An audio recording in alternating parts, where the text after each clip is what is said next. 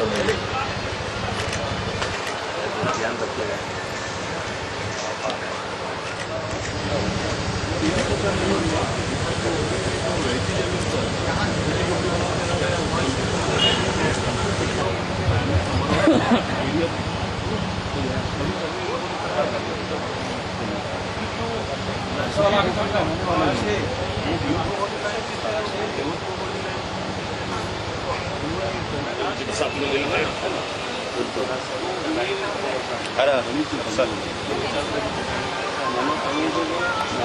और एक स्टेप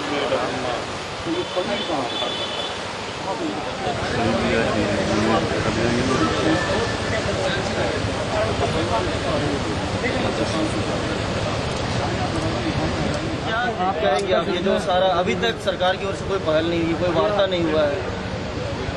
कि मैं आज यहाँ आया हूँ बाबूलाल जी के समर्थन में। इसलिए नहीं आया हूँ कि बाबूलाल मरांडी जी एक्स चीफ मिनिस्टर थे, इसलिए आया हूँ कि उनकी पार्टी और उनकी जो भावना है वो आम लोगों के लिए है। और जब वो मुख्यमंत्री थे तो उन्होंने बहुत अच्छा गुड गवर्नेंस दिया था। झारखंड का ये दुर्भाग्य है कि इनके बाद जो भी गवर्नेंस होना चाहिए था झारखंड के लिए वो नहीं हुआ है। बहुत कुछ किया था और आज यहाँ जो वो अनशन पे बैठे हैं तो उनके समर्थन में इसलिए आया हूँ क्योंकि ये पहले व्यक्ति हैं जो इस तरह बैठे हुए हैं। कुछ लोग आए चले गए।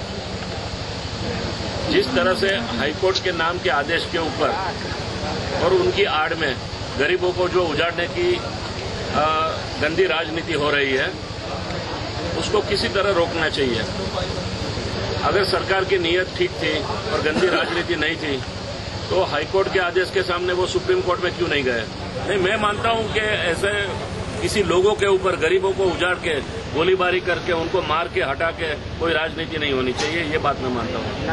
बाबूलाल जी को आपका किस तरह से समर्थन है? बाबूलाल जी का मेरा पूरा समर्थन है कि वो जो यहाँ अनशन पर बैठे हुए हैं तो मैं उनके साथ में हूँ। वो बहुत बड़े नहीं, मैं फिर में जाऊंगा और सरकार को मजबूर करूंगा कि वो अपना रिप्लाई फाइल करे कि वो गरीबों के प्रति क्या सहानुभूति रखते हैं।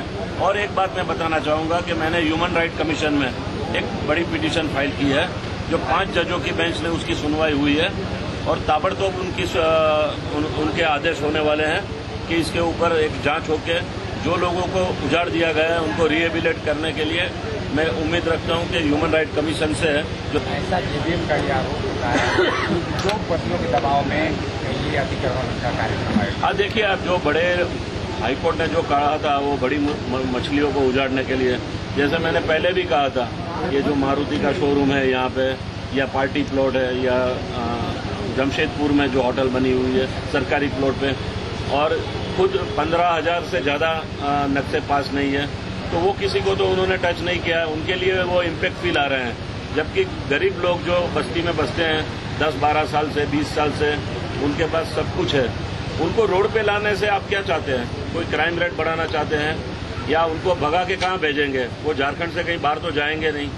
तो एक ही ध्येय है कि उनके जो वोटर्स कार्ड है उनको नाबूद करने का एक षड्यंत्र है। ईश्वर अल्लाह देवो सबको सन्मति दे भगवान रघुपति राजा। यहाँ उपस्थित भाइयों बहनों मीडिया के सभी साथियों, मैं राज्यसभा का सांसद बना तब से मैंने कई काम झारखंड में करना शुरू किए थे। जैसे नामकुम और कवाली जो ब्लॉक है, जो ट्राइबल एरिया है, वहां मैंने अपना कार्य क्षेत्र शुरू किया था। इसके बाद में हमने इस्लाम नगर को वोट दिया था। इसलिए वोट दिया था कि वो बस्ती 20-25-30 साल से बसी हुई बस्ती थी।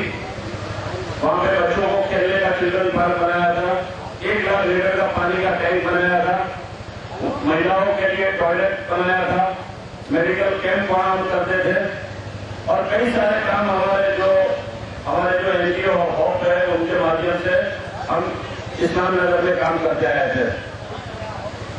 आज हमें बड़ा दुख हो रहा है कि जिस तरह से ये सरकार ने गरीब बस्तियों को उजाड़ दिया, पुलिस के बलबूते पे, गोली से, लाठी से, ये क्या राजधर्म निभा रहे हैं? ये तो प्रशासन के नाम पे गुंडागर्दी पे उतर आई सरकार है। ये जैसे गरीब लोगों के साथ बात नहीं करती है और बड़े लोगों के ऊपर तो आराम से वो अपना रिश्ता बनाए बैठे हैं। टाटा के ऊपर कुछ नहीं होता है, वहां क्या चल रहा है सब जानते हैं। तो मैं मानता हूं कि बाबूलाल जी ने जो यहाँ मिशन पे बैठे हैं, महात्मा गांधी जी ने भी यही रास्ता अपनाया था, वो रास्ता बाबूलाल जी ने अपनाया हुआ है। तो मैं मानता हूं कि इसमें जरूर सफलता मिलेगी और लोगों को न्याय मिलेगा। जय हिंद, जय भारत।